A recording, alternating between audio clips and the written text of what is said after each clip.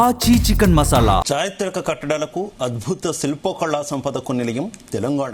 కాకతీయుల నాటి రామప్ప, వరంగల్ కోట ప్రపంచ ఖ్యాతి సాధిస్తే శతాబ్దాలుగా దాగి ఉన్న కొన్ని ప్రాచీన ఆలయాలు కొత్తగా వెలుగులోకి వస్తున్నాయి. అలాంటి ఓ అద్భుతమైన చారిత్రక సంపదే ములుగు జిల్లాలోని దేవునిగుట్ట ఆలయం. కాకతీయుల కంటే ముందే నిర్మితమైన ఈ అద్భుత శైవ క్షేత్రం ప్రత్యేకతలపై Zee Telugu news special focus.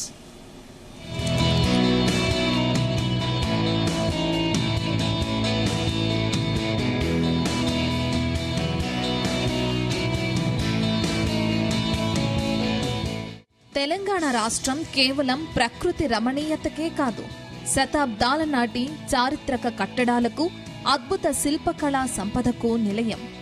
Mulugu జిల్లా కొత్తూరు గ్రామానికి సమీపంలో చుట్టూ అడవి, ఎత్తైన కొండపై కొలువయుంది ఈ పురాతన శైవ ఆలయం.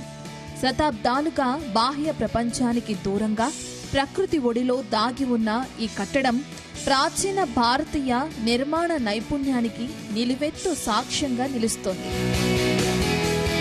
దేవునిగుట్ట ఆలయం దేశంలోనే ఎంతో ప్రత్యేకమైనది.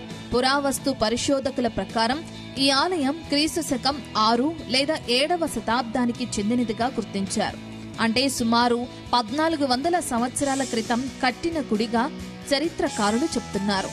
కాకతీయుల కాలం కంటే ఎంతో ముందే ఈ అద్భుత శైవ క్షేత్రం నిర్మితమైందని అంచనా వేస్తున్నారు. అంతర్జాతీయ కళా చరిత్రకారులు డాక్టర్ కొరిన్నా వెస్నల్స్, ప్రొఫెసర్ ఆడమ్ హార్టీ వంటి వారు ఈ ఆలయాన్ని సందర్శించి ఆశ్చర్యపోయారు. భారతదేశంలోని ప్రారంభ శైవ ఆలయ నిర్మాణాలలో ఇది అత్యంత విశిష్టమైనదిగా వారు చెప్తున్నారు.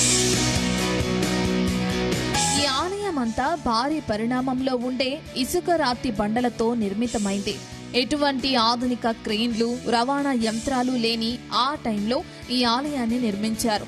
అంతటి దట్టమైన అడవిని దాటుకుంటూ నిటారైన కొండపైకి అంత పెద్ద రాళ్లను ఎలా తీసుకెళ్లారు, మరెలా నిర్మించారనేది ఇప్పటికీ ఆధునిక ఇంజనీర్లకు అంతు చిక్కని రహస్యంగా ఉంది. సాధారణ ఆలయాల్లో బయట మాత్రమే శిల్పాలుంటాయి, కానీ ఇక్కడ గర్భగుడి లోపలి గోడలపై కూడా అద్భుతమైన శిల్పాలు చెక్కారు. శివుడు, పార్వతి, మహిషాసుర మర్దిని రూపాలు భక్తులను మంత్రముగ్ధులను చేస్తాయి. రాయిని ఒక కాన్వాస్ లా భావించి నాటి శిల్పులు ప్రాణం పోశారు.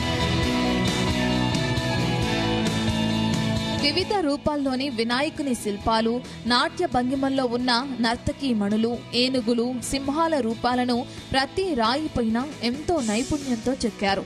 శిల్పాల హావభావాలు, ఆభరణాల డిజైన్లు నాటి కళాకారుల అసాధారణ ప్రతిభకు అద్దం పడతాయి. దట్టమైన అడవి కావటంతో ఎన్నో ఏళ్లుగా ఇది వెలుగులోకి రాలేదు. అయితే 2017లో కొంతమంది ఫోటోగ్రాఫర్లు తీసిన దృశ్యాలు సోషల్ మీడియాలో వైరల్ గా మారాయి. కంబోడియాలోని ఆంగ్కోర్ వాట్ తరహా నిర్మాణాన్ని చూసి నెటిజన్లు ఫిదా కావడంతో ఈ క్షేత్రం ప్రపంచవ్యాప్తంగా గుర్తింపు పొందింది. కంబోడియాలోని ఆంగ్కోర్ వాట్ తరహా నిర్మాణాన్ని చూసి నెటిజన్లు ఫిదా కావడంతో ఈ క్షేత్రం ప్రపంచవ్యాప్తంగా గుర్తింపు పొందింది. మిగతాదంతా ఓ ఎత్తైతే ఈ ఆలయ దర్శనం ఒక సాహస యాత్ర. సరైన రోడ్డు సౌకర్యం లేకపోవడంతో దట్టమైన అడవిలో కొండరాళ్ల మధ్య నడవాల్సిన పరిస్థితి. ముఖ్యంగా వర్షాకాలం, శీతాకాలంలో పొగమంచు మధ్య ఆలయ గోపురం కనిపిస్తుంది. ప్రకృతి ప్రేమికులకు ఇదొక మరుపురాని అనుభూతిని అందిస్తుంది.